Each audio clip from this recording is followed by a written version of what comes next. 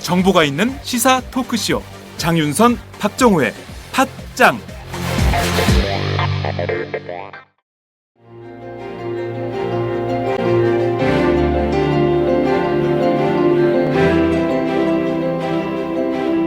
하우스 맥주 유행하는 거 보면서 집에서 내가 만든 막걸리 한 잔, 옛날 방식 그대로 만든 술 한 번쯤 꿈꿔보셨죠? 전통 발효의 원천 기술은 전통 누룩입니다. 누룩을 알아야 나만의 술, 식초를 만들 수 있습니다. 엄마의 농장 마마스팜으로 오세요. 전통 누룩과 우리술, 그리고 현미식초의 장인 안성권, 마용옥 강사가 여러분과 함께 그 길을 걷겠습니다. 집집마다 맛이 다른 김치, 된장, 고추장처럼 내 손맛이 나는 발효식품에 도전하세요. 그 맛을 몰랐던 지난 세월을 한탄하게 될지도 모릅니다. 엄마의 농장 마마스팜 www.mamasfarm.co.kr www.mamasfarm.co.kr에서 2016년 전통 발효교육 1기부터 4기 수강생을 모집합니다. 문의 전화는 010-5479-8075 010-5479-8075입니다. 5479-8075.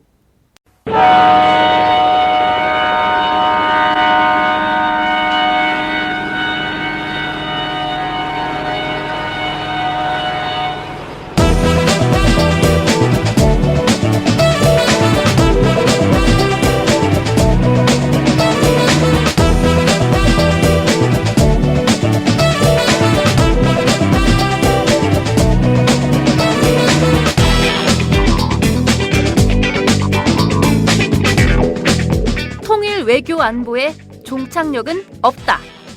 종착 토크. 안녕하십니까 팟짱 애청자 여러분, 박정호입니다. 네, 이번 주 한 주 또 새롭게 시작이 됐는데요. 팟짱도 이번 주 내내 달려보도록 하겠습니다. 자, 오늘 팟짱 첫 시간 화면을 보신 분들은 누가 나오셨는지 다 아실 것 같은데요. 저희 종창 토크의 고정 게스트죠. 김창수 코리아연구원 원장님 나오셨습니다. 안녕하세요. 네, 안녕하세요. 반갑습니다. 네. 네, 약간 좀 어색합니다. 그러게요. 네, 김종대, 우리 김종대 편집장, 김종대 이제 당선인. 김종대 당선인이 지금 당선된 이후에 네. 일정이 너무 빡빡하게 짜야 되는 바람에 그러게요. 오늘 참석하지 못했는데 그건 네. 좀 애석하고요. 또 우리 장윤선 기자, 네. 장윤선 기자 어디 갔어요? 지금 너무 힘들어가지고 총선 기간 동안 열심히 뛰다가 잠시 이번 주는 쉬게 됐습니다. 네, 장윤선 기자 됐어요. 무리해가지고 너무 무리하더라고. 그래서 좀 건강 좀 챙겨라 그렇게 계속 이야기했는데요. 네. 조금 쉬어야 됩니다. 근데 기억나세요? 우리가 김종대 편집장이 어디 외국에 나가고 장윤선 기자가 또 휴가 가고 그랬을 때 네, 우리 박정호 기자랑 저랑 둘이 맞아요. 진행한 적이 한 번 있었잖아요. 또. 있습니다. 그때 기억을 되살려서 오늘 예. 또 남자 둘이 네. 근데 그때 우리 둘이 했어도 네. 청취율 시청률은 안 떨어졌어. 그렇습니다. 네. 저희가 오늘 둘이 좀 외롭게 앉아 있지만 그래도 많은 분들이 보시고 들어주실 거라고 생각을 합니다. 저희 팟짱이 전 세계 152개국에서 보고 계세요. 좀 대단합니다. 정말 제가 역사책에서 그 지도책에서 본 나라들에서까지 이 방송을 보고 계시더라고요. 제가 그 미국에 잠깐 살았던 적이 있습니다. 그러세요? 그래서 예. 그 미국에 있는 우리 그 동포들이 네. 제가 미국에 있으면서 이렇게 교류를 했던 그 동포들이 팟캐스트를 굉장히 잘 들어요. 근데 환경상 예, 그 일단은 종이 신문을 볼 수는 없는 거잖아요. 그렇죠. 그리고 이제 가끔 인터넷을 통해 가지고 활자화된 뉴스를 보는 건데 해외에 있는 동포들이 이 팟캐스트를 듣는 게 일단은 접하기도 쉬울 뿐만 아니라 또 종이 활자를 통해서 들을 수 없는 네. 방송을 통해서 목소리를 또 화면을 이렇게 듣는다는 게 훨씬 더 현장감이 잘 전달됩니다. 그럼요. 그래서 미국에 있는 동포들도 많이 듣고요. 우리 워싱턴 DC에 있는 네. 우리 동포 여러분, 저 나왔습니다. 기억해 주세요. 그리고 제가 작년에 영국 갔는데 네. 영국에서도 그때 영국에서도요? 말씀드리지 않았습니까? 네. 제가 또 우리 동포 모임에 참석했어요. 근데 이제 옆자리에 뭐 누가 딱 앉아 있어요. 네. 그래서 제가 뭐 안녕하세요 하고 옆에 분한테 인사를 드렸죠. 근데 그분은 제가 누군 줄 모르죠, 당연히. 그렇죠. 근데 갑자기 제가 안녕하세요 하고 인사를 했더니 이 목소리 그런 거예요. 진짜요? 예. 그래가지고 야. 예, 이제 그분이 제가 어디서더라 어느 팟캐스트에서 네. 그분과의 이런 만남이 있었다고 소개를 했습니다. 네. 그랬더니 그분이 또 트위터를 통해 가지고 자기와의 만남을 소개시켜줘서 감사하다고 또 메시지도 오고 그랬어요. 그러니까 목소리만 듣고 대단합니다. 왜 알아본다니까요. 얼굴을 보고 아는 게 아니라 목소리만 듣고 알아보는 예. 그만큼 팟캐스트가 해외에 있는 우리 동포들이 고국 소식을 많이 듣는데 아주 중요한 매체라는 거죠. 그렇군요. 아니 이제 저희 팟짱이 비디오판으로 버전업이 됐지 않습니까? 네. 그렇기 때문에 이제 어딜 가시면은 얼굴을 보고 알아보실 것 같아요. 이제 자 저희 김창수 원장님 얼굴 많이 봐주시고요. 만약에 해외에서 마주치게 된다면 그리고 전국 어디서든 마주치게 된다면 반갑게 맞아주시면 고맙겠습니다. 자 지금 저희 방송도 외국에서 또 많이 보고 계세요. 네. 지금 이 방송도 호주에서 임태현님께서 보고 계시고요. 전설하님께서 저도 호주예요 라고 하셨습니다. 대단하네요. 자 저희 오마이뉴스 팟짱은 소통하는 방송입니다. 댓글 주시면 저희가 질문도 드리고요. 그리고 인사 말씀도 소개해 드리겠습니다. 어디서 보고 계십니까? 저희가 계속 함께 하겠습니다. 자 저희 팟짱 오장박이 간다 보셨나요? 네, 저는 보셨어요? 저는 이제 자주 볼 수는 없었어요. 네. 제가 저로 이제 병원이 제 생활의 근거지이기 때문에 네. 자주 볼 수는 없었습니다만은 정말 큰 일을 하셨습니다. 큰 일을 했다. 예, 정말 큰 일을 하셨어요. 무엇보다도 네. 저도 마찬가지고 많은 사람들이 현장감을 익히는데 오장방에 간다가 크게 도움을 줬고요. 네. 또 많은 분들이 이야기를 하더라고요. 그 문재인 전 대표의 호남 방문 망월동 방문 시에 나왔던 그 님을 위한 행진곡 네. 그걸 통해서 가지고 지지층들이 결집하는 적어도 1%에서 2% 정도는 지지율이 올라가지 않았겠느냐 이렇게 보는 분들도 있는데 네. 하여튼 그 우리 팟짱이 이 때문에 가능했던 그런 방송이었다고 봅니다. 팟짱 때문에 이번 총선 결과 이렇게 나오지 않았나. 네. 저는 이렇게 깔때기를 대보고 싶습니다. 아무튼 계속 많이 봐주시고 응원해 주셨었는데요. 자, 많은 분들께서도 저희 팟짱 총선 생중계 하시면서 같이 하시면서 많이 응원해 주시고 댓글로 참여해 주시고 그리고 현장에서 많이들 알아보시더라고요. 그렇다면서요? 깜짝 놀랐습니다. 네. 예. 뭐 제가 조금 전에 우리 지금 밖에 있는 우리 김윤상 PD한테 들은 말에 따르면은 네. 우리 박정호 기자 인기도 대단하던데요. 아닙니다. 심지어 광주에서는 네. 박정호 기자 밥도 안 먹는다고 예. 막 식사까지 막 제공해주는 맞아요. 그런 예. 분들 계셨다면서요. 제가 점심을 잘 못 먹고 다녔어요. 네. 이번 총선 기간 동안에 빡빡하기 때문에 그랬더니 광주 뭐 충장로에서 김밥도 주시고 와, 뭐 어디 가니까 대단하다. 또 음료수도 주시고 대단하다. 커피도 주시고 뭐 빵도 샌드위치도 주시고 이러시더라고요. 제가 이 충장로 김밥, 네. 그다음에 생수, 빵 이거에 대해서는 네. 사실은 굉장히 가슴 울컥할 만한 그런 사연이 있습니다. 그건 어떤 저뿐만이 사연이죠? 아니고요. 예. 역사적인 사건인데요. 1980년 5월 네. 저는 그때 고등학생이었습니다. 근데 저는 그 고등학생이면서 분명히 목격을 했습니다.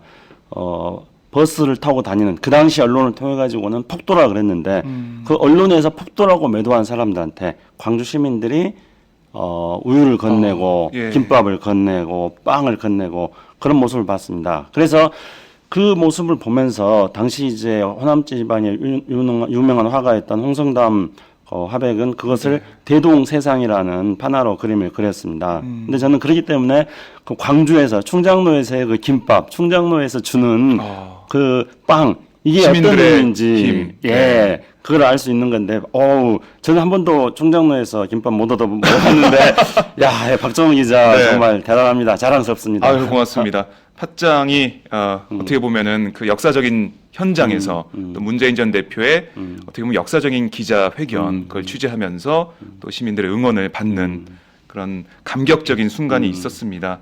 많은 분들도 보시면서 울컥하시고 감격하시고 그런 것을 느낄 수가 있었는데요. 자, 팟짱에 대한 평가, 칭찬 감사드리고요. 자, 저희가 본격적으로 오늘 토크를 한번 시작을 해 보도록 하겠습니다. 오늘 저희 방송 통해서 총선 평가를 좀 해볼 텐데요. 이번 총선 개표 방송 어디서 보셨습니까? 저는 개표 방송은 이제 병원에서 보다가 네. 그리고 집에 돌아가서 또 집에서 늦게까지 보고요. 아침에 또 병원에 다시 가서 오전에 병원에서 또 뭐 계속 진행 상황을 봤습니다. 네. 뭐 저 개인적으로 한마디로 말씀드려서 기적이 일어났다. 네. 이렇게 판단했죠. 그리고 민심은 위대하다. 역시 이제 다시 한번 그걸 느낄 수 있었습니다. 네. 그리고 아침에 병원에 갔더니 또 많은 사람들이 총선 결과에 대해서 정말 환호하는 그런 모습을 봤고요.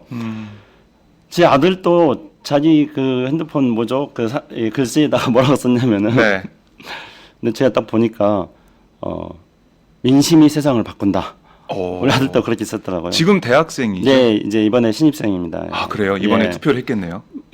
미성년자여가지고 아, 아직 못했습니다. 아, 그게 이번에 통과가 됐어야 되는데 그러니까요. 선거 연령 인하가 예. 저하고 제 처는 병원에 있으면서 사전 투표를 했습니다. 네. 그래서 이제 그 제 처랑 같이 사전 투표한 사진을 제 페이스북에다 올렸는데요. 네. 많은 사람들이 또 성원을 보내줬습니다. 격려를 해주고요. 예. 제 페이스북에 제 처의 사진을 올리는 것에 대해서 제 가족의 사진을 올리는 것에 대해서는 가족의 초상권 때문에 한 번도 시도해보지 않았습니다. 근데 이번에는 이제 나름대로 그 의미가 있지 않습니까? 네. 제 처가 어쨌든 병원에서 뇌출혈, 뇌경색이 와가지고 고생하고 있는데 이제 회복 상태에서 사전 투표를 했거든요. 네. 그래서 제 처한테 말했습니다.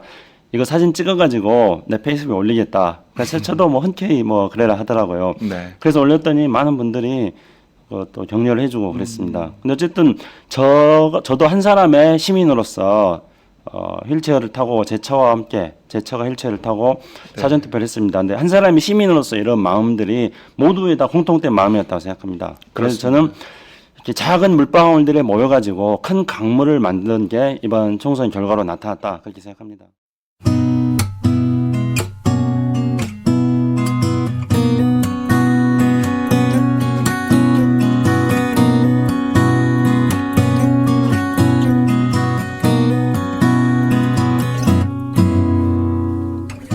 안녕하세요. 조광래 중고차 대표 조광래입니다. 햇살이 따스스스 내리쬐고 봄바람이 살랑살랑 코끝을 간지럽히는 게 어디론가 떠나고 싶은 계절입니다. 조광래 중고차에서 좋은 중고차 거래하시고 어디론가 떠나보는 건 어떨까요? 조광래 중고차의 대표 전화번호는 1800-9538 한 번 더 1800-9538 이상 남길 만큼은 남기고 파는 조광래 중고차였습니다. 고맙습니다.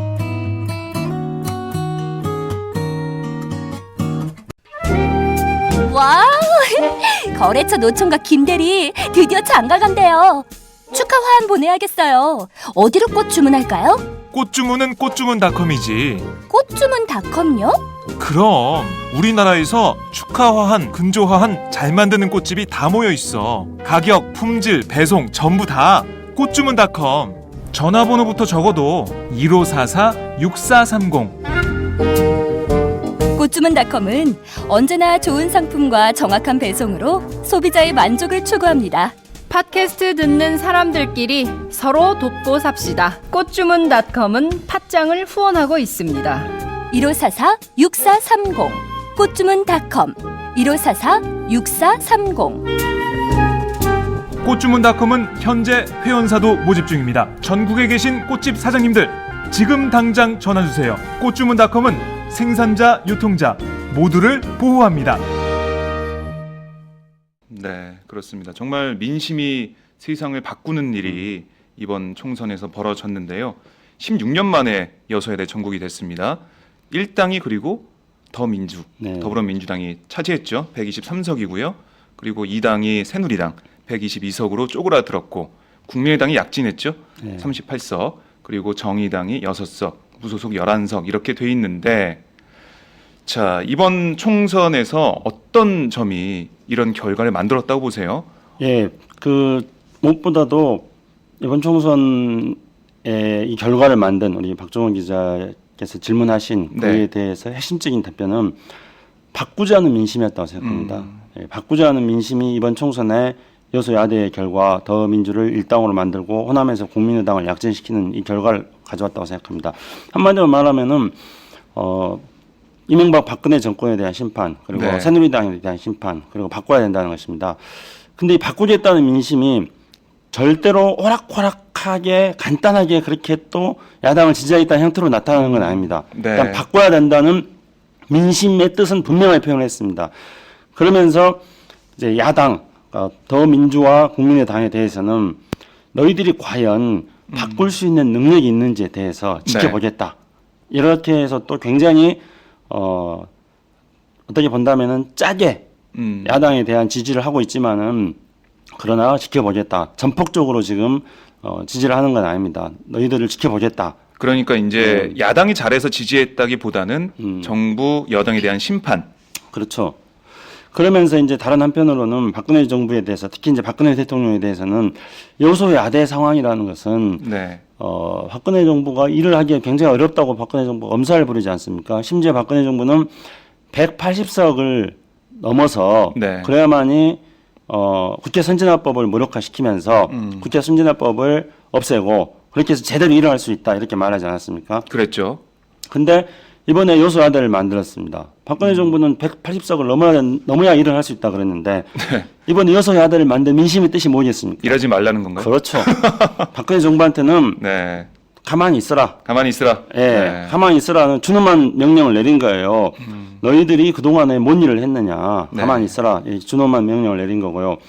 그러면 이제 이 국민의 이 명령, 그러니까 야당에 대해서는 너희들이 집권할 수 있는 능력을 키워라. 그래서 이 집권할 수 있는 능력을 국민들한테 보여줘라. 네. 이렇게 국민들은 야당에게 명령을 내렸습니다. 그리고 이 박근혜 정부에 대해서는 가만히 있어라. 일하지 말아라. 네. 너희들이 그동안 이래가지고 나라 꼴이 말이 아니었다. 이렇게 지금 명령을 내렸습니다. 그러면은 야당과 정부는 국민들의 명령을 겸허히 받아들여야 됩니다. 야당은 수권 능력을 보여줘야 되는 것이죠. 네. 국민들한테 그걸 보여줘야 됩니다. 그리고 박근혜 정부는 엉뚱한 일을 하지 말아야 되는데 근데 제가 약간 염려가 됩니다. 과연 박근혜 정부가 가만히 있을까요? 이 글쎄요, 결과를 예. 겸허히 받아들일까요? 그러니까 지금 청와대에서 입장을 내놨었잖아요. 네. 근데 거기에 민심이 없었어요. 네. 뭐 보통 선거 결과에 대해서 민심을 겸허히 받아들이겠다 이런 말을 뭐 상투적으로 쓰지 않습니까? 그런 내용이 빠져 있었어요. 그리고 마치 유체이탈 화법을 쓰듯이 이번 선거 결과는 상관없다. 청와대와 새누리당의 탓이다. 새누리당의 결과다. 이렇게 얘기를 하고 있는 듯한 그런 모습을 볼 수가 있었어요. 언론 쪽으로만 한다면은 저희들이 부족한 점에 대해서 국민 여러분께서 매서운 회초리를 저희들에게 든 것으로 네. 이번 선거 결과에 대해서 겸허히 받아들이겠습니다. 그리고 그렇죠. 국민들의 뜻을 받아들여서 더욱더 국정을 제대로 하기 위해서 네. 분발하겠습니다. 뭔가 좀 이런 말을 해야 되겠다. 근데 그렇지 않았죠. 그렇지 않았죠. 그건 이제 다른 의도가 있는 거죠. 그거는 이 결과를 승복하지 못하겠다는 거예요. 그러면은 그거는 이 결과에 대해서 인위적으로 네. 이 결과를 바꿔보겠다는 의도가 담겨 있는 거다는 생각도 듭니다. 그렇게 해서 나타난 게 뭡니까? 그래서 선거 끝나자마자 네. 이 검찰에서 그렇죠. 여기저기 이제 조사를 하고 있죠. 네. 압수수색하고 있고요. 이걸 통해서 선거 결과를 바꿀 수도 있겠다. 네. 그런 우려가 생기는군요. 그렇죠. 그런 우려가 지금 굉장히 큽니다. 근데 또 시도할 거라고 생각합니다.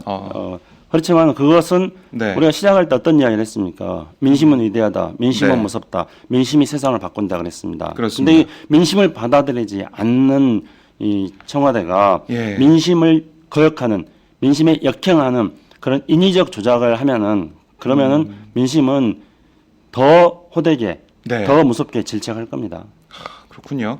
예, 박근혜 대통령이 어떻게 나올지, 그 정권이 어떻게 나올지 그게 초미의 관심사인데 오늘 박근혜 대통령이 수석 비서관 회의를 엽니다. 이제 거기서 곧 하겠죠? 총선에 대한 지금 몇 시인가요? 예. 뭐 8시 지금 40분이니까 곧 할 텐데요. 네. 거기서 총선에 대한 입장을 밝히겠죠. 네, 그러겠죠. 예. 어떤 얘기를 할지 그럼 지켜보도록 하고요. 그런데 저희가 총선 투표 전에는 출구조사 전에는 네. 더 민주가 100석도 못할 수 있겠다. 네. 이런 언론 보도가 많이 나왔어요. 여론조사 기관을 통해서도 나오고 그랬는데 막상 결과를 까보니까 달랐습니다. 네. 사실은 그 점에 대해서 우리가 또 이번에 정확하게 짚어야 될 대목이라고 봅니다. 네. 네, 저도 개인적으로 굉장히 불안하게 생각했습니다. 근데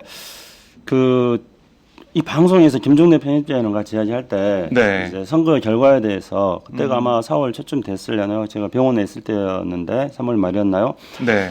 선거 결과에 대해서 굉장히 이제 불안하게 생각을 하면서 우리가 지금 믿고 기댈 거는 민심밖에 없다. 그래서 지금까지 모든 선거 결과를 보면은 항상 그 결과를 가지고 볼 때 국민들이 너무나 절묘하게 황금 비율로 네. 균형을 맞춰줬다. 그래서 지금의 이 여러 가지 정치 상황을 볼 때 굉장히 비관적인데 우리가 믿고 기댈 거는 선거 끝나고 나서 민심이 국민들이 네. 황금 비율로 선거 결과에 따라 가지고 조정을 해주는 균형을 잡아주는 이런 것을 기대할 수밖에 없다는 게 어떻게 본다면은 이 정치적인 무력감일 수도 있다. 뭐 그렇게 말씀드렸는데요. 네. 실제로 국민들이 절묘하게 이번 선거에서 대한민국이 미래가 어디로 가야 되는지에 대해서 방향을 제시해 줬습니다. 네.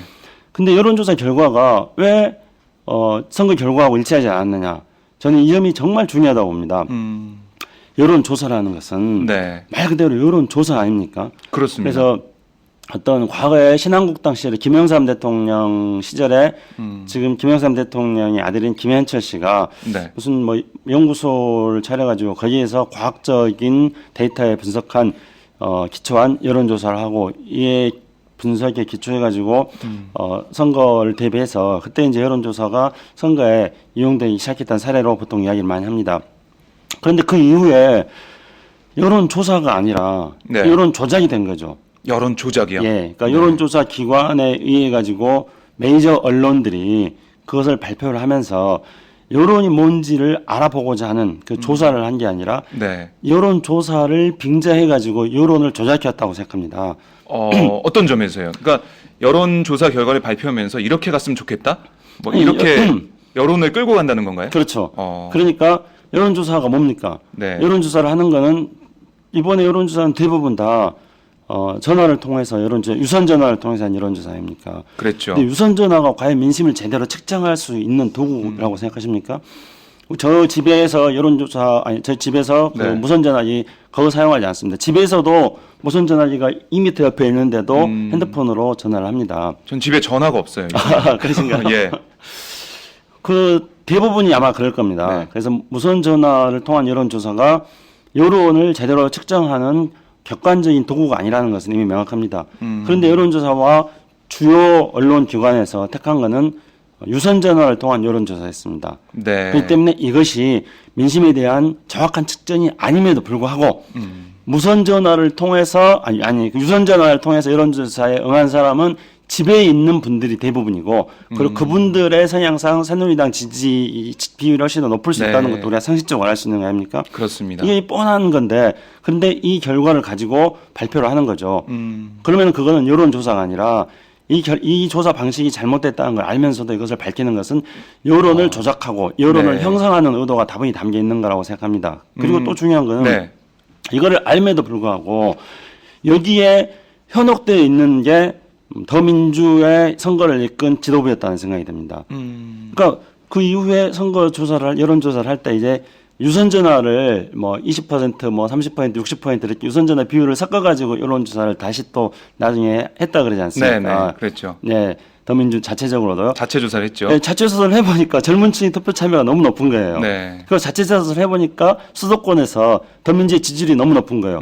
그래서 깜짝 놀란 거예요. 아. 이건 아니다. 네. 여론조사가 잘못됐을 거다. 이렇게 생각하는 겁니다. 그러니까 더민주의 지도부조차도 객관적인 여론을 파악하지 못하고 종편이라든가 주요 네. 언론 기관이라든가 또는 더민주 지도부들이 주로 만나는 사람들을 통해서 전달되는 것만이 여론이라고 판단하는 네. 그러니까 그들 역시 저는 객관적으로 여론을 청취하지 못했던 그런 한계들을 그대로 가지고 있었다고 봅니다. 그렇기 때문에 이 무선전화 방식을 섞어가지고 여론조사 결과에 대해서 네. 자신들에 대한 지지가 높게 나오는 것을 스스로도 믿지 못했던 거였죠. 스스로도 믿지 못하고 여론이 네. 어떤 건지 파악을 몰랐던 못하고 거죠. 있는 상황이었다. 네. 민심은 천심이라 그러는데 천심을 모르고 있었던 거죠. 네, 더민주 그 지도부조차도 잘 모르고 있었다는 네. 걸 지적을 해주셨는데, 그러니까 이번에 선거를 보면 여론조사 때는 오세훈 네. 후보 같은 경우는 상당히 정세균 후보를 앞서고 있었어요. 네. 뭐 나중에 격차가 줄어들었지만 네. 뭐 그런 것도 있었고 여러 사례를 보면 정말 새누리당이 앞서고 있었는데 뒤집어진 데가 너무 많았고요. 네. 그런 상황이었는데.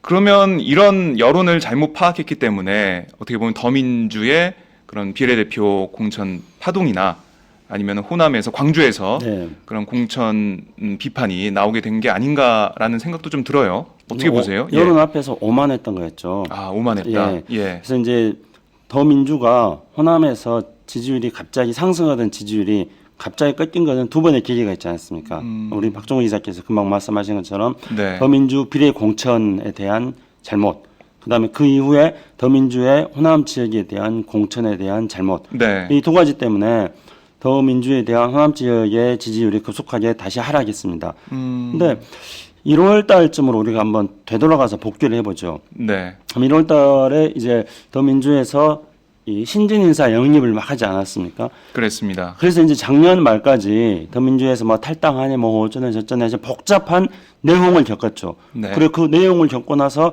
신진 인사 영입을 하면서부터 그 내용을 겪으면서 지지율이 급속히 떨어졌던 더민주에 대한 지지가 신진 인사 영입을 하면서부터 네. 다시 상승세를 타지 않았습니까? 그랬습니다. 호남에서도 예. 다시 상승세를 탔잖아요. 그런데 다시 꺾인 거는 결국은 셀프 공천을 비롯한 비례대표 공천 잘못. 네. 그다음에 두 번째로는 호남 지역에 대한 공천 잘못. 두 번째는 호남에서는 더민주에 대해서 여전히 의심의 눈초리를 보내고 있었습니다. 제대로 한번 혼을 내줘 봐야 되는데 하는 생각을 하고 있었죠. 네. 그런데 이제 신진 인사 영입을 하니까 호남에서는 호남 물갈이를 해야 된다는 여론이 비등했죠. 그런데 신진 인사 영입을 하니까 기대를 해보는 겁니다. 쟤네들이 이제 전라도 말로 싹수가 보이네? 아, 이렇게 이제 생각을 네. 하는 거예요. 싸가지가 있어 보이네? 이렇게 생각을 하는 겁니다. 그런데 갑자기 두 번의 공천 실패를, 두 번의 공천 사회를 보면서 호남은 저놈들이 그러면 그렇지. 쟤네들이 무슨 싸가지가 있어 해가지고 그냥 저놈들을 혼내야 돼. 이렇게 해버리는 겁니다. 그 두 번의 공천 실수는 민심을 잘못 읽었다는 것보다도 저는 네. 더 근본적으로는 오만입니다. 아, 오만했다. 그러니까 뭐 더 민주, 그러니까 네. 우리를 지지하는 사람들이 호남에 있으니까 네. 우리가 어떻게 공천을 하든 우리를 지지해 줄 것이다.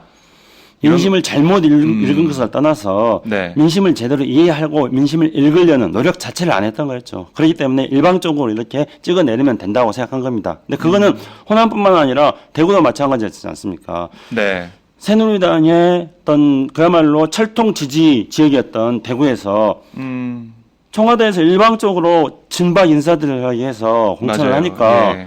우리가 무슨 바진 줄 아느냐 해가지고 그 이번에 이제 일종의 대구의 반란이 일어나는 것들도 바로 민심을 제대로 읽지 못하고 민심을 존중하지 않고 네. 오만한 안하무인의 그러한 공천 방식에 대해서 대구에서 심판한 것이죠. 그렇군요. 그러니까 저도 대구에 가서 민심을 들어보면은 그런 말씀 많이 하시더라고요. 아니 유승민 의원을 품어줘야지 왜 내치냐? 그게 사람으로서 할 짓이냐? 네. 이런 비판이 많았어요. 그리고 뭐 최경환 전 부총리나 뭐 조은진 의원이 다니면서 예비후보 개소식에 다니면서 뭐 진박 간별사란 그 별칭까지 얻었고 그리고 진박 연대란 말도 나왔고요. 나중에 읍소 전략까지 나오긴 했는데 참 그런 모습이 이젠 더 이상 먹히지 않는다라는 네. 생각을 하게 돼요. 낡은 행태이죠. 낡은 행태다. 예. 그 민심이 알고 있다. 네. 이런 생각을 좀 해보게 되고요. 그리고 광주 얘기를 좀 더 해보죠. 예. 문재인 전 대표가 광주 호남을 방문하면서 그 현장을 저 오마이뉴스 팟짱이 네. 생중계로 생생하게 전달을 해드렸고 많은 분들이 감동을 받았습니다. 문재인 전 대표의 호남 방문. 맨 처음에는 뭐 가지 말라는 얘기도 있었잖아요. 김종인 네. 대표가 뭐 가지 말라는 식으로 얘기를 하고 당에서는 뭐 조율해야 된다 이렇게까지 얘기가 나왔었는데 현장에 가서 봤더니 아니었어요. 네. 많은 분들이 정말 좋아하시고 환영해 주시고 방문 정서가 반갑다 문재인 이 정서였다는 걸 저희가 알 수가 있었어요. 예. 그런 문재인 전 대표의 호남 방문이 이번 총선에 어떤 영향을 미쳤다고 보세요? 저도 개인적으로는 문재인 대표가 호남을 방문해야 된다고 생각했습니다. 아, 제가 예. 생각한 거는 호남 여론 또는 호남 민심 또는 호남 정서가 굉장히 왜곡되고 있다고 생각합니다. 그래서 저는 문재인 대표의 방문을 통해 가지고 네. 그 오랫동안 호남 여론이 왜곡되어져 왔던 것들을 단 한 번에 바꿀 수는 없다고 생각하지만은 그러나 이것을 바꾸기 위한 출발로서 문재인 대표가 호남을 방문했다고 생각합니다. 네. 문재인 대표가 만약에 호남을 방문하지 않으면은 총선 기간 동안에 호남을 방문하지 않았다면은 네. 잘못된 민심을 왜곡하는 그런 호남 여론을 왜곡하는 이 잘못된 프레임은 고쳐지지 않았을 겁니다. 아. 당장의 이번 선거 결과에서 크게 변화되지 않았지만은 그러나 문재인 대표 호남 방문을 통해 가지고 앞으로 많이 바뀔 수 있는 그런 발판을 만들었다 생각합니다. 제가 이거에 대해서 목소리를 높이는 것은 나름대로 네. 이유가 있습니다. 저도 제가 80년 5월에 저는 그 광주에 있었습니다. 네. 그리고 아까 학생이었다고 하셨죠. 그렇죠. 고등학생. 예. 저는 80년 5월에 광주에 있었던 게 제 인생의 방향을 크게 바꾸고 그래서 제가 이른바 요즘 굉장히 그 뭐 터부시 되는 그 네. 운동권 제가 운동권의 길로 접어들었던 게 바로 80년 5월 광주에서의 저의 작은 체험 때문입니다. 네. 그리고 저는 어렸을 때였는데 이게 호남 사람들은 대체적으로 그렇습니다. 어렸을 때였는데 정치에 조금 예민했어요. 근데 그게 일상이었습니다. 그래서 네. 저는 지금도 기억합니다. 1971년 대통령 선거 때 김대중 후보 벽보를 보면서 초등학교 때 어른들의 이야기를 듣고 들은 게 있기 때문에 애들이랑 손잡고 지나가면서 야, 저 사람이 김대중이란다. 저 사람이 되면 좋단다. 이렇게 했던 아니 어렸을 때부터 깨어 계셨네요. 뭐 특별히 깨어 있었다기보다는 예. 제가 말씀드렸듯이 그것이야말로 호남의 일상이었습니다. 아, 그렇기 때문에 예. 어른들로부터 귀에 귀동냥으로 이야기를 듣고 그러면서 벽보를 보면서 야, 저 사람이 김대중이란다. 저 사람이 돼야 된다. 이렇게 그거는 뭐냐면은 역사적으로 민주주의에 대한 갈망이 누적되어 왔던 것입니다. 네. 그리고 80년 5월을 겪으면서 광주는 민주화의 성지가 되지 않았습니까? 그렇습니다. 저 대학 시절 내내 제 대학에 가서 학생운동 하면서 했던 게 83년 대학교 1학년 때 광주 학살 진상 규명하라 그렇게 외쳤습니다. 84년 대학교 1학년 때 진상 규명은 됐다. 네. 이제는 학살 원흉 처단하자. 그렇게 학살 원흉 처단 투쟁을 했습니다. 대학교 2학년 때는. 그리고 대학교 3학년 때는 가만히 보니까 이게 미국이 배후에서 광주의 그 신군부에 대해서 어떤 영향력을 미친 게 아닌가. 그래서 광주 학살 배후 조정 미 행정부 사과해라 이렇게 이야기를 했고요. 네. 대학교 때 내내 4학년 내내 학생운동을 하면서 광주의 진실을 밝히기 위해서 노력해 왔습니다. 그렇기 때문에 저는 제가 호남 출신이라는 것 그리고 제가 사실은 고등학교 때 사춘기를 방황하면서 보냈습니다. 네. 80년 5월에 그 광주에 대한 경험 때문에 저에게 사춘기는 존재하지 않았습니다. 저는 만약에 지금 전두환 전 대통령을 제가 만난다면은 딱 이 이야기를 하고 싶어요. 당신 때문에 내 청춘은 어두웠다. 내 청춘 돌려달라. 저는 이런 말을 전두환에게 하고 싶습니다. 네. 그렇게 해서 저는 대학 시절 내내 광주의 진실을 밝히기 위해서 저는 학생운동을 했습니다. 요즘 말하는 그 운동권이었습니다. 저는 제가 운동권이었다는 게 자랑스럽습니다. 예.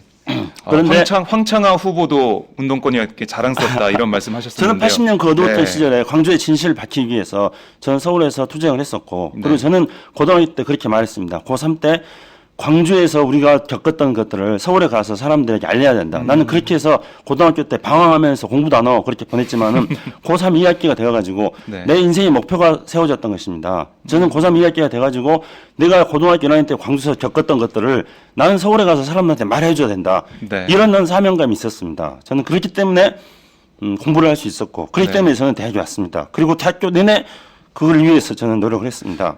그게 바로 이제 호남 분들이 가지고 있는 예. 네, 그런 민주화에 대한 그렇죠. 그런 열망이고 호남 정치에 대한 생각인데 예. 그리고 그 이후에 이제 광주 학살에 대한 진상이 많이 밝혀지고 광주 민주화 운동이 됐지 않았습니까? 네. 제가 대학 다닐 때는 광주 폭동이었습니다. 근데 이 광주 사태였고요. 근데 광주 사태였고 이 폭동이었던 것들이 1988년도인가요? 여소야대 국회가 되면서 그때 광주 민주화 운동이 됐습니다.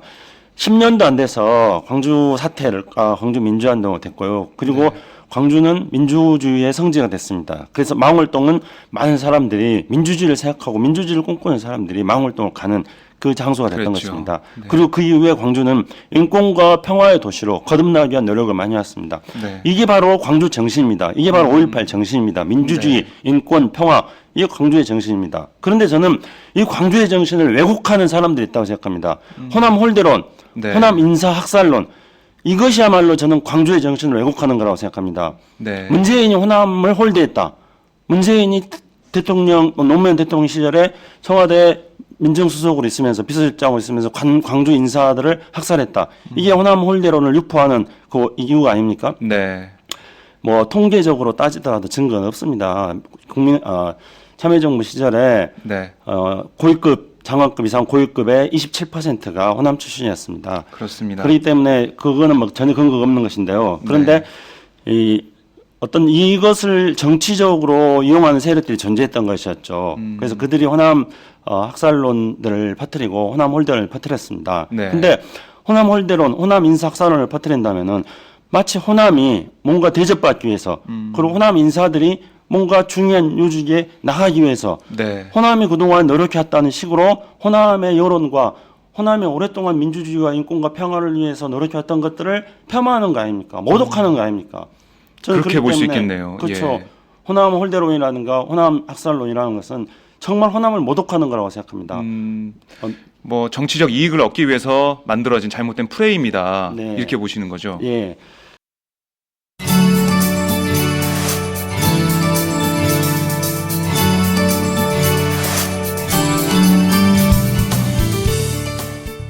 안녕하세요. 순대곱창 버섯 전골 전문점 순고민의 대표 안영근입니다. 순고민이란 브랜드는 고급 수제 순대와 한우 곱창을 융합하여 첫머리자를 따서 지어낸 브랜드입니다.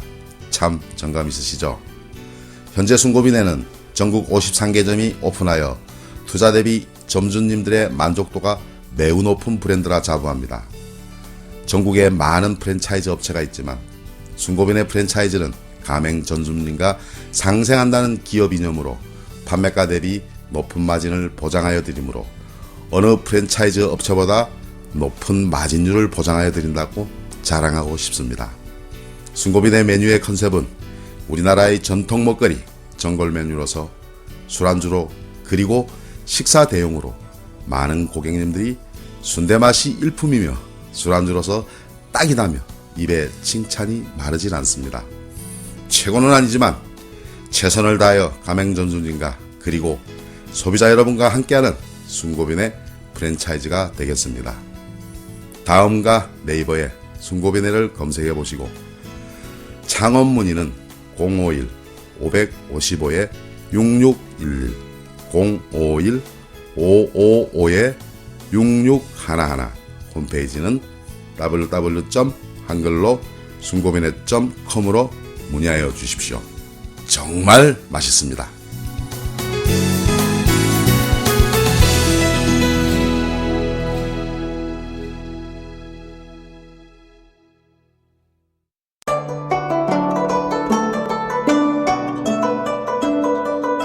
안녕하십니까.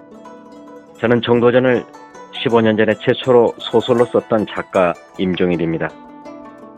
사실 정도전을 소설로 쓰는 데만 10년이 걸렸는데 그 시절 무명의 고달픈 심신을 양꼬치와 고량주로 달래주었던 풍무 양꼬치.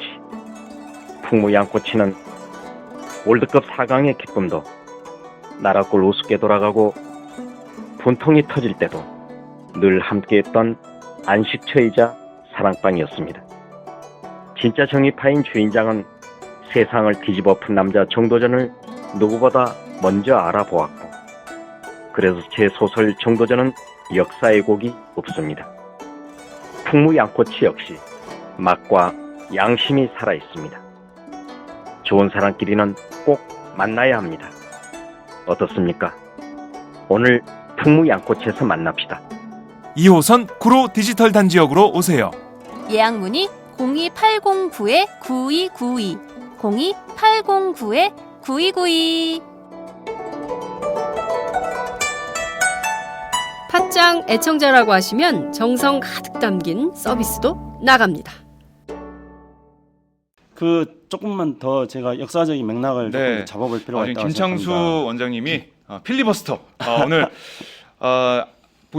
보니까 눈시울도 붉어지시고 하시네요. 이 광주 말씀을 하시면서 참 감정이 북받쳐 오르시는 것 같은데요. 더 들어보겠습니다. 자, 이제 우리 정치는 이렇게 민주주의를 꿈꾸는 많은 사람들은 이제 양김을 통해 가지고 민주주의가 실현될 줄 알았습니다. 네. 그런데 김영삼 대통령이 3당 합당을 하면서 대통령이 되지 않았습니까? 근데 김영삼 대통령이 지금 이제 김영삼 대통령이 돌아가시고 나서 김영삼 재조명 같은 것들을 하는데 네. 김영삼 대통령에 대해서 지금 평가를 하는 거는 김영삼 대통령이 과거에 민주화운동을 열심히 했던 거 이런 것들 중심에서 평가를 하지 않습니까? 대통령이 돼가지고 3당 합당에서 대통령이 되고 이런 거에 대해서는 그렇게 많이 긍정적인 평가를 내리지는 않습니다. 그렇죠. 근데 그 이후에 이제 김대중 대통령이 됐고요. 그리고 김대중 대통령이 끝나면서 이제 양김 시대가 끝나지 않았습니까? 양김은 우리나라 정치사에 있어서 거목이었죠. 거목인 양김의 시대가 끝나고 나서 노무현 시대가 왔습니다. 네. 조금 제가 이렇게 표현이 어쩔지 모르겠는데 갑자기 나타난 거죠. 노무현이라는 사람은. 네. 근데 저는 노무현이 출연한 거는 새 시대로 가는 출발이었다고 생각합니다. 그 새 시대로 가는데 하나의 징검다리가 하나의 어떤 사다리가 노무현 시대였다고 생각합니다. 네. 노무현 시대는 새 시대를 만들어야 되는 그런 사명감을 안고 있었습니다. 그런데 양김 시대가 지나고 나서 그 양김 시대에 정치를 했던 사람들은 그분들은 이제 양김 시대가 끝났으니까 다음은 자기라고 생각했던 거죠. 그런데 새로운 시대를 열기 위한 디딤돌이 놓여졌는데 이 디딤돌을 인정하지 않는 겁니다. 예. 그렇기 때문에 이걸 부정한 거예요. 자기 정치를 해야 되겠다고 생각하기 때문에. 네. 그래서 노무현 정권에 대해서 끊임없이 비판하고 부정을 하고 네. 그 자기 정치를 하고 싶은 사람들이 호남 인재 학살론, 호남 홀대론을 이야기했던 것입니다. 그러면은 이거는 결국은 새 시대를 열지 못했던 세대들에 대해서 근본적인 책임이 있다고 생각합니다. 네. 노무현 이후에 다음은 뭡니까? 노무현은 하나의 디딤돌이었습니다. 그 노무현을 디딤돌로 해가지고 이른바 86세대든 어떤 세대들이든 간에 그 세대들이 다음 시대로 가야 됐습니다. 네. 자, 한번 생각해 보시죠. 김대중 대통령 시절에 젊은 피라는 용어들이 많이 나왔습니다. 그리고 김대중 대통령은 지금 이른바 86 그룹들이라고 하는 386 정치인들을 정치에 대거 등용시켰습니다. 그래서 그들이 미래의 정치인, 대한민국의 정치 지도자가 되기를 김대중 대통령은 씨앗을 뿌렸던 거였죠. 네. 그리고 노무현 시대를 거쳐서 국민들은 그들을 정치인으로 그들을 전폭적으로 지지를 했습니다. 하지만 그들의 시대가 오지는 않았습니다. 그들이 미래를 국민들에게 희망을 주는 미래를 만들지를 못했습니다. 그러면서 이것에 대한 일종의 어떤 공격으로서 나타나는 증상이 뭡니까? 나타나는 현상이 뭡니까? 나타나는 현상은 전부 다 그 옛날 시대 옛날 정치를 했던 분들이 화려하게 다시 복귀를 하고 있다는 거죠. 그래서 더민주에서는 네. 김종인 같은 분이 나타나가지고 더민주의 지도그룹을 형성하고 있고 네. 그리고 국민의당에도 보면은 옛날 정치인들이 전부 자기 정치를 연장하기 위해서 다 옛날 정치인들이 국민의당 배후에 존재하고 있지 않습니까? 그렇습니다. 새 시대를 열지 못한 동교동계 인사들 새 시대를 열지 못한 사람들의 책임입니다. 그래서 네. 결국은 그런 구시대에 정치를 했던 사람들이 자기 정치를 하기 위해서 복귀를 하는 것이고 그들이 이야기했던 논리들이 바로 자기 정치의 기반을 만들기 했던 것들이 호남 홀대론인데 그에 좀 먹혀 들어갔던 것이죠. 이건 철저하게 호남의 민심을 왜곡하는 거라고 생각합니다. 그렇기 때문에 저는 이걸 바로잡아야 한다고 봅니다. 네. 이걸 바로잡는 것이 어떻게 바로 잡을 수 있을까요? 우선은 저는 뭐 제가 말씀드렸던 대로 호남이 아까 시작할 때도 말씀드렸습니다만 네. 호남이 더민주에 대해서 따끔한 회초리를 든 겁니다. 그리고 문재인 전 대표에 대해서 호남은 여전히 마음속에 서운함을 가지고 있습니다. 네. 근데 이걸 가지고 호남 홀대론 때문이다, 호남 인사 학살론 때문이다 하면 안 됩니다. 그거는 물론 그런 생각하는 분들도 많이 있겠죠. 근데 우리가 이렇게 생각해 봅시다. 점을 많이 찍어요. 네. 그러니까 점묘화라고 있습니다. 쉐라라는 후기 인상주의 화가가 점묘화, 점을 막 찍었는데 그게 새로운 그림이 되지 않습니까? 호남 무슨 뭐 홀대론이라는 게 하나의 점일지 모릅니다. 네. 그러나 그 점이 모이잖아요. 그럼 점이 모여 있는 게 호남 민심의 본질인 겁니다. 모여 있는 점은 어떤 걸 형성화시키고 있느냐? 그 점이 형성화시키고 있는 거는 너희들 정권 재창출해라. 민주주의 완성해라. 네. 이런 게 바로 호남 홀대론이라는 것들이 전무로 구성되어 있을지 모르겠지만은 전체적으로 보면 모여서 형성화시키는 것이 네. 바로 그겁니다. 그러면은 문재인에 대한 서운함, 호남 홀대론 이거는 본질이 아닙니다. 호남은 뭐냐면은 한마디로 말해서 문재인 당신이 호남 홀대론으로 이렇게 대응하는 호남 홀대론에 대해서도 제대로 대응을 하고 있어? 당신 이것도 제대로 대응 못 한다면은 당신이 과연 대통령 감 있어? 대통령의 자질 있어? 네. 혹독한 테스트를 하고 있는 거예요. 아, 지금 테스트를 하고 있는 중이다. 당신이 네. 호남에게 대통령의 자질 있는 걸 보여달라 이겁니다. 김대중 노무현은 인생 자체가 그들의 정치사 자체가 시련과 고난과 이것을 극복하는 연속이었습니다. 네. 그렇기 때문에 호남은 김대중과 노무현은 그 인생을 통해 가지고 대통령 후보로서의 자격이 있다고 생각하고 지지를 해줬습니다. 그러나 문재인 전 대표에게는 당신이 정말로 난 당신에게 섭섭하다. 네. 당신이 정말로 대통령의 자질이 있는지 보여달라. 이걸 지금 호남은 호소를 하고 있는 겁니다. 그러니까 호남 민심이 왜곡된 것을 바로잡기 위한 결론은 어떤 거냐면은 더민주는 정권 창출을 위한 그러한 수권 정당이 돼야 되는 것이고 그리고 더 정권 창출을 위한 프로그램을 만드는 것이고 네. 더민주의 문재인 전 대표를 비롯하여 많은 더민주의 대권 후보들은 실질적으로 대통령 후보로서의 자격이 있다는 것들을 네. 호남 사람들한테 보여줘야 됩니다. 그러나 네. 호남 호남 사람뿐만 아니라 그것을 호남 사람들에 보여주기 위해서 호남에 찾아가가지고 호남에 없어하고 이런 거야말로 단수가 낮은 것이죠. 네. 이 국민들이 생각하는 건 뭡니까? 지금 현재 경제 위기를 어떻게 극복할 것인가? 그리고 외교 위기를 어떻게 극복할 것인가? 남북관계 위기를 어떻게 극복할 것인가? 사회 안전에 대해서 국민들이 불안해 생각하는 것을 어떻게 극복할 것인가? 네. 대한민국의 100년의 역사에 대해서 어떻게 통합된 어떤 기반을 만들 수 있을 것인가? 향후 50년의 대한민국의 미래 비전을 어떻게 만들 것인가? 네. 이걸 보여달라는 겁니다. 비전 경쟁을 해야 되고 비전을 보여주고 그게 바로 그 호남 우리 시민들의 지지를 받을 수 있는 길이다. 이런 말씀이신데요. 자, 국민의당은 뭐 지금 기세가 좀 등등해요. 국민의당 얘기를 잠깐 하고 넘어가죠. 어제 안철수 대표가 광주, 전주를 방문해서 이런 얘기를 했습니다. 호남 자민련이라는 지적을, 호남당이라는 지적을 저희가 많이 해왔거든요. 거기에 대해서 국민의당이 제일 야당이고 전국 정당이다라고 주장하면서 국민의당이 앞으로의 전국을 주도하겠다 이런 뜻을 밝혔어요. 어떻게 보십니까? 이런 주장? 뭐 그런 어떤 당당한 자기 그 기세를 뭐 이렇게 자신감 있게 밝히는 것은 이제 뭐 30석을 넘은 어떤 기대 이상의 네. 국민들의 지지를 받은 정당의 대표로서 뭐 할 수 있다고 생각합니다. 근데 이제 여기서 마찬가지로 이 청와대가 민심을 겸허하게 수용하지 못했는데 저는 왜 안철수 대표도 마찬가지고 김종인 대표도 마찬가지입니다. 네. 좀 약간 다른 차원에서 다른 각도에서 이분들도 민심을 겸허하게 수용하고 있지 못한다는 자꾸 그런 생각이 듭니다. 김종인 대표 역시 굉장히 물론 이제 선거에서 승리하면은 그 공로가 100명이 나온다, 공인이 100명이 나온다 그럽니다. 그래서 네. 그리고 100명 중에서 모두가 다 자기 덕에 선거에 승리했다 생각하는 게 현상이라고 네. 한다고 합니다만은 조금 더 그 겸허한 자세로 이 정말로 민심이 바라는 게 뭔지를 읽고 준비하고 대비하는 네. 게 필요한데 그런 점이 없는데 없어 보입니다. 근데 안철수 대표가 이렇게 자신감을 보이는 건 좋지만은 다른 한편으로는 너무 과하지 않나 하는 생각이 듭니다. 이제 우리가 안철수 대표의 말을 따르면은 이제 비례 지지는 우리가 제1당이다. 그렇죠. 그렇게 그런 뜻으로 얘기를 한 하면서 거겠죠. 도취되어 있는 측면이 있다는 생각이 듭니다. 안철수 대표에게 비례에서 더 국민의당에게 더 민주보다 더 많은 지지가 갔지 않습니까? 이건 네. 많은 사람들이 예상을 하지 못했던 거죠. 이유는 뭡니까?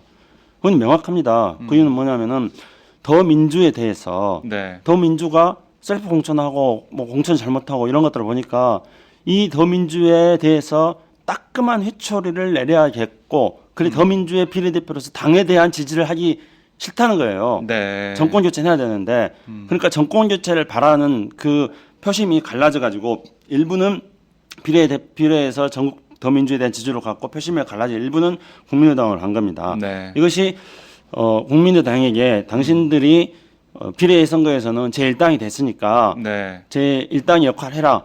이런 게 아니라는 거죠. 아, 그런데 그거를 제1당이 됐다는 걸로 확대 해석을 하는 것은 저는 오버하는 거다. 이렇게 생각합니다. 안철수 대표가 지금 좀 오만한 모습을 보이고 있다. 이 도취되어 있는 거죠. 도취되어 있다. 네, 예상 밖에 많은 의석을 얻은 것에 대해서 음. 저는 그 자신감을 표현해 주는 건 좋다고 생각합니다만은 네. 이 자신감 속에서도 정말로 겸허하고 더 그 국민의당에 대한 지지는 더 민주에 대한 네. 심판의 성격으로서 국민의당으로 표가 옮겨왔다는 것에 대해서 네. 국민의당을 전폭적으로 지지하는 것이 아니라는 것에 대해서 좀 더 낮은 자세를 보여야 된다는 생각합니다. 네, 알겠습니다. 저희가 이번 주말에 세월호 참사 2주기 생방송을 했었습니다. 뭐 저랑 장윤성 기자가 광화문 광장에 나가서 비를 맞으면서 그 현장을 생생하게 전달해 드렸었는데요. 그 자리에 김종인 대표도 없었고 안철수 대표도 없었습니다. 글쎄요, 전 정말 아쉽더라고요. 안타깝고요. 그 자리에서 야당 대표들이 나와서 박근혜 대통령을 향해서 아니 세월호 참사 2주기 현장에 왜 대통령 오지 않느냐, 대통령 뭐 하고 있느냐 이렇게 따져 물을 수 있는 그런 현장인데 야당 대표들은 오지 않았고 김종인 대표 같은 경우는 뭐 당 차원에서 참여하지 않는다 이렇게 했다가 뭐 슬그머니 토요일 오후에 정세균 당선인과 함께 의원과 함께 세월호 분향소를 찾아서 분향을 하고 헌화를 했던데 참 이런 면들의 민심을 오판하는 게 아닌가. 뭐 더민주 같은 경우는 경제 심판은 우리께 먹혔어. 우리의 뭐 승리야 이렇게 생각할 수도 있는 것 같고 안철수 대표 같은 경우도 아니 우리 국민의당이 앞으로 잘할 거니까 우리를 지지해 준 거야. 제1당이 된 거야. 이런 생각을 좀 하는 것 같아요.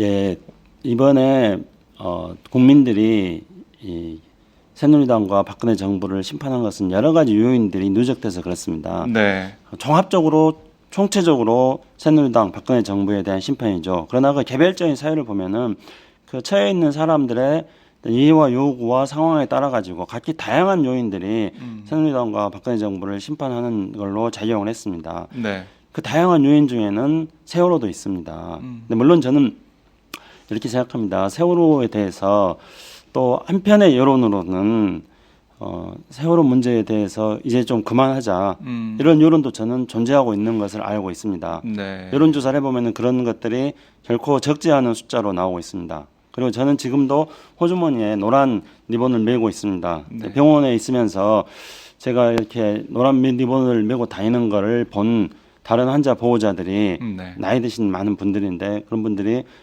그 뭐냐 이렇게 물어봐요. 그래서 예, 세월호 잊지 않겠다는 겁니다. 했더니 이제 제발 그것 좀 그만하자고 이렇게 말합니다. 근데 이것들이 저는 이렇게 생각을 해봤어요. 예. 제가 이제 이렇게 그런 말씀하시는 건데 이렇게 말했거든요. 제 아들 또래들이에요.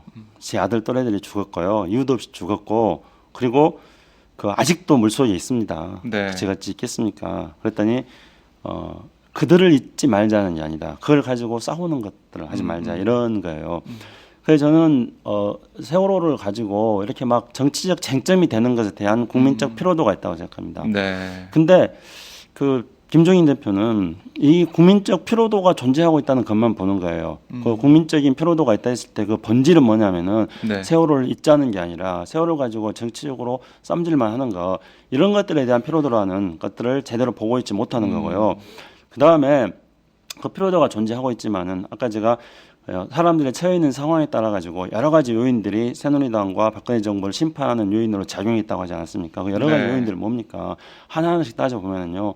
세월호도 하나의 요인이었던 겁니다. 그 세월호에 대한 새누리당의 심판이 더 민주가 제일 당으로 되게 만들어줬던 겁니다. 뭐 박주민 변호사도 이번에 당선이 됐습니다. 그렇죠. 그렇기 때문에 당연히 갔어야죠. 근데 네. 그 요인들은 꼭 세월호 하나만 아니라 뭐 경제 민주화도 있는 것이고 경제 실정에 그렇죠. 대한 심판도 있는 것이고 네. 또 제가 오면서 정봉주의 전국구를 들어보니까 거기에는 그 테러 방지법에서 네.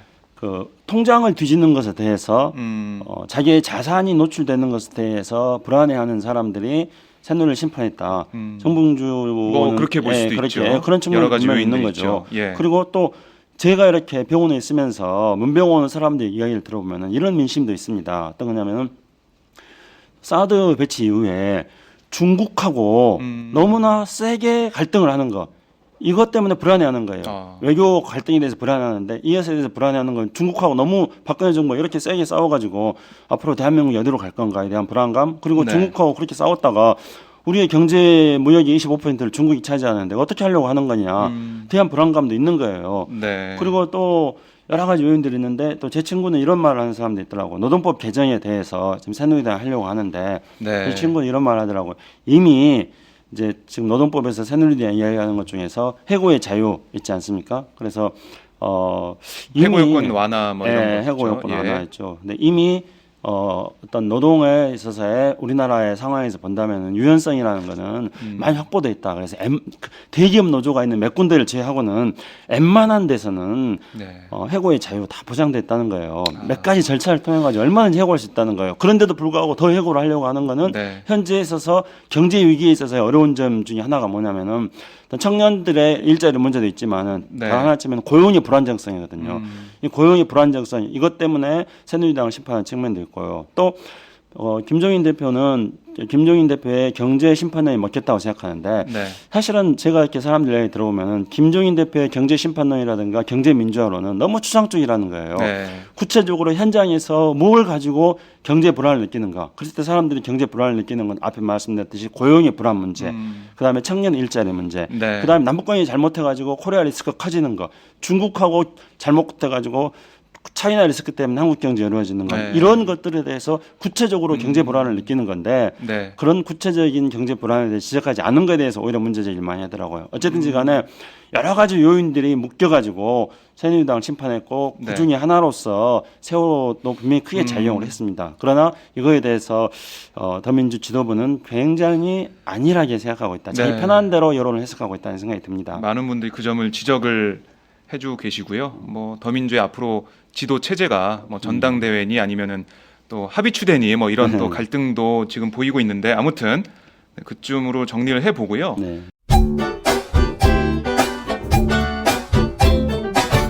너 영안초등학교? 야, 이게 몇 년 만이야, 친구야. 넌 어쩜 하나도 안 늙었니? 헐, 뭐라는 거니? 매일 새벽 출근해, 야근해, 애 키우지, 살림하지, 피곤해 죽겠어. 근데 병원 가면 규칙적인 운동하고 새끼 챙겨 먹고 스트레스 받지 말고 잠 푹 자라나? 누가 그걸 몰라서 못하니? 나랑 똑같구나.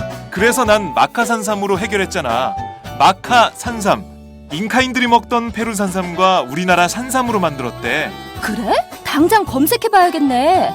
마카산삼. 아니야. 요즘 마카산삼 뜨니까 유사 제품이 많아. 영한네이처로 검색해봐. 검색창에서 영한네이처. 페루의 마카와 우리나라 산삼, 몸에 좋은 11가지 원료까지 하나로 만든 제품 마카산삼. 마카 녹용과 마카 소화 청소년도 있습니다. 1일 2회 공복에 따뜻한 물과 함께 드세요. 영한네이처 마카산삼.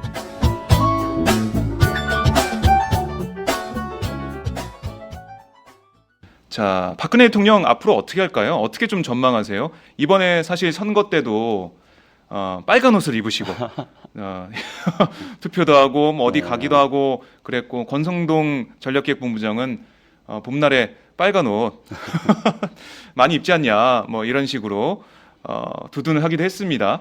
자, 박근혜 대통령이 앞으로 어떻게 나갈지 그게 참 궁금하고요. 또 이번 선거 기간 동안 북풍이라고 볼 수 있는 그런 것도 있었어요. 탈북자들이 탈북을 했는데 탈북자들이 어떻게 탈북했고 뭐 어디에 있었고 이런 것들을 자세하게 뭐 어떻게 보면 홍보를 해주면서 북한 인권을 소중히 한다는 새누리당 정권이 오히려 그 북에 남아 있는 우리 북한 그 탈북자 주민들 가족들의 신변을 더 어렵게 만들고 탈북자의 인권을 침해하고 이런 것들이 있었거든요. 어떻게 보십니까? 북풍에 대한 생각 그리고 박근혜 정권이 앞으로 어떻게 나갈지 이것 좀 전망 좀 해주시죠. 박근혜 대통령이 빨간 옷 입고 지방을 간 것에 대해서 뭐 박근혜 대통령 옷이 빨간색밖에 없었다 뭐 이렇게 말하는 것도 있었다고 하던데요. 네, 참 뭐 코미디죠. 그렇습니다. 근데 저는 아까 말씀드린 것처럼 박근혜 대통령이 이 결과에 대해서 쉽게 받아들이지 않을 거라고 생각합니다. 그래서 1차적으로는 뭐 선거 사범 네. 뭐 수사라는 아까 이름으로 말씀하셨던, 해서 일종의 뭐라거나 이런 것들을 뭐 공안 정국 비슷한 그런 이제 상황이 올 가능성들이 많이 있다는 생각이 들고요. 네. 그 다음에 이제 박근혜 대통령 입장에서는 가장 중요한 거는 누가 자기의 퇴임 이후를 보장해 줄 것인가라고 생각합니다. 근데 현재 새누리당에서는 뭐 김무성 대표도 지금 대통령 대권 후보로서 이미 멀어졌고 김무성이 돼도 자기를 보장 안 해줄 것이고 네. 무슨 뭐 유승민이 설사 된다 그래서 자기를 보장해주지 않을 것이고 자신을 보호해줄 수 있는 퇴임 이후를 보호해줄 수 있는 사람이 별로 없지 않습니까? 네. 그렇기 때문에 이 어떻게 하면은 자신의 퇴임 이후를 보호해줄 수 있는 그런 구도를 만들까 하는데 골몰할 거라고 생각이 됩니다. 그에 따른 여러 가지 어떤 정계 개편을 비롯한 여러 가지 시도를 할 거라고 생각을 하고요. 네. 야권으로 당선된 분들 중에서 새누리당 성향을 보이는 분들도 많이 있습니다. 그분들까지도 포함한 여러 가지 그 복잡한 어떤 공학적 계산을 저는 할 거라고 생각합니다. 왜냐하면은 퇴임 이후 예. 예. 그리고 이제 그거는 이미 선거 때 북풍 시도를 한 것도 수단과 방법을 안 가리겠다는 걸로 보여집니다. 근데 박근혜 정부 특히 이번에 이제 중국의 탈북자들 13명이 온 거는 청와대에서 직접적으로 지시했다. 뭐 이런 보도가 나왔죠. 나왔었죠. 한겨레 보도가 있었죠. 예. 네. 청와대에서는 또 그게 아니라고 해명했던 것 같기도 하네요. 통일부에서 아니라고 했나요? 근데 네. 분명히 너무나 많은 의문이 있죠. 왜냐하면은 중국에서 이분들이 탈북자들이 탈북을 시도한 거는 4월 5일 날 탈북을 시도했어요. 그런데 4월 7일 날 서울에 들어왔습니다. 네. 그러니까 4월 5일 날 탈북을 시도해가지고 4월 7일 날 이틀 만에 말레이시아를 거쳐서 네. 이틀 만에 들어온 거는 역사상 처음입니다. 가장 신속한 탈북이죠. 지금 수많은 탈북자들이 지금도 네. 한국에 들어오지 못해가지고 지금 중국이라든가 동남아에 예. 존재하고 있는 아직 통계는 뭐 알 수 없습니다만 그렇다고 북한 인권을 하는 사람들은 말합니다. 네. 근데 그들은 방치되어 있는데 이 사람들이 갑자기 이렇게 들어오는 거는 갑자기 들어오기 전부터 갑자기 들어오는 모든 과정까지 어떤 우리의 어떤 보이지 않는 세력들의 힘과 지원이 없이는 불가능하다는 거죠. 저는 그렇기 때문에 이번은 기획된 어떤 선거를 앞둔 북풍몰이였다는 네. 의심을 강력하게 하지 않을 수 없습니다. 네. 그리고 이들의 신변을 이렇게 공개해 버리는 거는 정말 큰 문제입니다. 왜냐하면 이들을 공개해 버림으로 인해서 선거의 민심을 왜곡했다는 북풍몰이를 통해 선거의 민심을 왜곡했다는 큰 문제도 있고 네. 또 어떤 문제가 있냐면은 아직 탈북하지 않은 중국에 있었던 유경 식당에 있었던 사람들 중에서 30명인가요? 그 중에서 지금 5명 또는 6명은 북한으로 돌아간 걸로 알려지고 네. 있고 13명은 지금 서울로 왔습니다. 근데 나머지 분들 중에서 탈북하고 싶은 사람도 있다는 거예요. 서울로 네. 오고 싶은 사람들 중에서. 그러면 그들에 대한 신변 안전이 보장되지 않는 거고 또 그들뿐만 아니라 이들이 신속하게 서울로 이틀 만에 들어올 수 있었던 거는 중국 입장에서는 이들이 여권을 가지고 있었기 때문에 합법적인 신분으로서 서울로 올 수 있다 이렇게 말하지만은 네. 북한은 중국에 대해서 강력하게 의문을 던지는 거죠. 중국 너희들이 협조해주지 않고서 어떻게 이런 일이 가능하냐. 그러면 중국은 북한이 이렇게 계속 문제 제기하는 것들에 대해서 껄끄럽고 부담스럽습니다. 그렇기 때문에 이거에 대해서 신경 안 쓸 수가 없어요. 그러면은 현재 중국에 있는 많은 그 탈북자들의 존재에 대해서 중국 정부가 또 더 신경을 많이 쓰게 된다는 거죠. 그렇게 된다면 여러 가지 종합적으로 놓고 볼 때 네. 이른바 그 북한 동포들의 인권 문제 이런 거에 대해서 더 악영향을 미치게 되는 것이고요. 그렇기 때문에 그동안의 우리 원칙은 뭐였냐면은 탈북자들의 노트를 보호해주고 네. 그들의 인권을 보호해주고 그렇죠. 그들의 가족들의 안전을 보장해주기 위해서 이거를 즉각적으로 공개하지 않는 겁니다. 그리고 이들을 정부 기관에서 충분한 조사를 통해 가지고 네. 또 한국의 체제 적응 어떤 과정들을 충분히 겪으면서 일정한 기관들을 확보해서 그 이후에 이들의 신변을 공개하는 것들이 지금까지 정부의 방침이었습니다. 네. 이런 방침을 다 어겨버렸던 거죠. 선거용이죠. 그렇기 그렇습니다. 때문에 이와 같이 남북관계라든가 중국과의 관계라든가 탈북자 인권이라든가 이런 모든 것들을 오로지 선거에 뭔가 도움을 주겠다는 그 하나만을 가지고 이용했던 이런 것들을 본다면은 네. 앞으로 다른 문제 박근혜 대통령의 퇴임 이후를 보장하기 위해서도 어떤 수단을 택할지 뭐 알 수 없죠. 물불을 안 가리겠군요. 네. 네. 뭐 아까 공안정국 말씀도 하셨지만 어떻게 또 상황이 전개가 될지 참 두렵고 우려가 됩니다. 하지만 이 북풍 이런 게 먹히지 않았어요. 우리 안 먹혔다는 거죠, 유권자들이 그러니까. 민심이 다 알고 있습니다. 너무 눈에 보여요. 눈에 보이고 그러니까 네. 그러니까 이 정부가 이런 북풍에 대해서도 뭐가 이렇게 다급했는지 그러니까 아마 그 안심번호 조사를 통해 가지고 자기들이 뭘 알고 있었나 저는 모르겠어요. 근데 이렇게 뒤지고 있다는 걸 모르겠어요. 근데 뭐 또 저기 새누리당에서는 청와대에 165석 확보한다 이렇게 또 뭐 보고를 했다는 이야기도 있고요. 예. 근데 어쨌든지 간에 너무나 어설프게 북풍몰이를 시도했다가 역풍을 맞은 거죠. 북풍을 시도했다가 역풍을 맞았다. 네. 그게 또 이번 선거에 반영이 됐다. 그렇죠. 원래 예. 이제 선거의 특징 중에 하나는 구도, 바람, 인물 뭐 이렇게 말하는데 이번 선거에서는 특별한 바람은 불지 않았습니다. 네. 호남에서 그 녹색 바람이 조금 불긴 했는데 문풍이 좀 분 것 같아요. 문풍. 문재인 바람이 네. 불어서 호남 민심을 잡아두고 우리 수도권의 그렇죠. 민심을 좀 바꾸지 않았나 그런 생각이 좀 들어요. 그런 아주 중요한 거죠. 왜냐하면은 네. 수도권이 122석인데 그 중에 더민주가 82석을 얻었습니다. 그러니까요. 근데 이거는 정말 탄핵 정국 때보다 더 많이 얻었는데요. 그러니까 수도권에서 70석만 얻으면은 새누리당 과반수를 무너뜨리는데 굉장히 크게 기여를 할 거다 했습니다. 그런데 82석을 얻어버렸거든요. 그러니까요. 이거는 이제 말씀하신 대로 우리가 지금 보이지는 않는데 그런 뭐 문풍일 수도 있다 이런 생각이 들고요. 그리고 팥장풍, 팥풍, 짱풍이라고 해야 되나요? 그런 것도 좀 있었다라고 저는 주장을 하고 있습니다. 네. 뭐 저도 제가 이 종창 브라더스로서 팟짱에 참여하는 입장에서 거들겠습니다. 고맙습니다. 자, 아무튼 이 북풍 뭐 이런 어떻게든 이번 선거에 이기려고 했던 새누리당 정권이 이번에 심판을 받았습니다. 그 사실은 부인할 수가 없고요. 앞으로 이 어떻게 보면은 국민들이 만들어주신 민심이 만들어준 여소야대 전국 뭐 무소속이 새누리당 가면은 좀 더 바뀔 수는 있겠지만 어쨌든 투표를 통해서 나타난 이 여소야대 전국을 정치권들이 정치인들이 정당이 잘 받아서 정말 많은 산적한 이슈들이 있어요. 바꿔야 될 것들이 너무 많은데 이런 것들을 지혜롭게 잘 대처하고 바꾸는 모습을 보여야지 내년 대선이 또 희망이 있겠죠. 그렇죠. 제가 이제 마지막으로 한 말씀 드리자면 네, 이번 들어오게. 선거에서 우리가 주목해야 될 것들이 20, 30대의 투표율이 높아졌다는 겁니다. 네. 20, 30대가 청년 일자리 문제 때문에 또는 해일 조선이라는 이야기를 하면서 우리 사회에 대해서 20, 30대가 비판적 의식들을 많이 가지고 있는데 이들이 그냥 나 몰라라 하는 게 아니라 네. 선거를 통해 가지고 바꿔야겠다고 생각하고 대거 투표에 참여했다는 것입니다. 그렇습니다. 그리고 중요한 건 뭐냐면은 이들이 투표에 참여함으로써 내가 투표에 참여하니까 바뀌는구나 하는 생각을 해야 되고 자신감을 가졌다는 거죠. 그 경험을 할 수 있다는 거죠. 바로 네. 그겁니다. 체험. 매우 우리가 중요한 투표하면 겁니다. 세상이 바뀌는구나. 그렇죠. 네. 그래서 대학교 1학년인 투표권도 아직 없는 우리 아들이 민심이 세상을 바꾼다. 이렇게 이야기를 했던 거였고요. 투표 정말 하고 싶었을 것 같아요. 예, 그렇죠. 아드님이.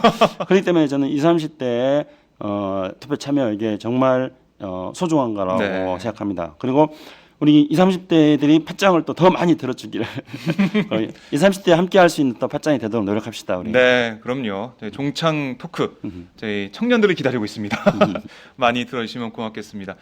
자, 오늘 김창수 원장님하고 둘이서 좀 진행을 해봤어요. 김종대 우리 당선인이 일정이 빡빡해서 오늘 참석하기로 했다가 참석 못하셨는데요. 다음부터 꼭 올 겁니다. 네, 다음부터는 꼭 함께 방송했으면 좋겠고요. 다음 주에는 세 분이 세 명이서 또 즐겁게 방송을 하기를 희망하면서요. 오늘 원장님 수고 많으셨고요. 다음 주에 뵙도록 하겠습니다. 제 혼자 너무 많이 떠들었네요. 아닙니다. 오늘 김창수의 필리버스터 너무 좋았습니다. 예. 네, 다음 네. 주에 뵙겠습니다. 감사합니다. 네, 수고하세요. 고맙습니다. 오늘도 오마이뉴스 10만인 클럽 후원 회원님들의 발길은 이어지고 있습니다. 국민이 속지 않고 믿을 수 있는 언론을 기대합니다. 시민을 위한 언론 오마이뉴스가 진보 종편으로 꼭 성공하기를 빕니다. 시민들의 판단에 위한 충실한 진실 전달자가 되어주세요. 민주주의가 왜곡 후퇴하는 이 불의하고 참담한 현실이 하나하나 타개되길 소망합니다. 오마이뉴스를 믿고 응원합니다. 장윤선, 박정호의 팟짱 후원하시는 10만인 클럽 회원님들의 가입 동기입니다. 참 절박하죠? 오마이TV가 보수 정편이 외면한 진실을 생생하게 전달하겠습니다. 내 손안의 스마트 진보 종편 월 1만 원이면 됩니다. 지금 바로 전화주세요. 02733-5505 내선 번호는 0번 공용 핸드폰은 010-3270-3828입니다. 정권과 자본 앞에 할 말하는 당당한 오마이TV. 팍팍 밀어주세요!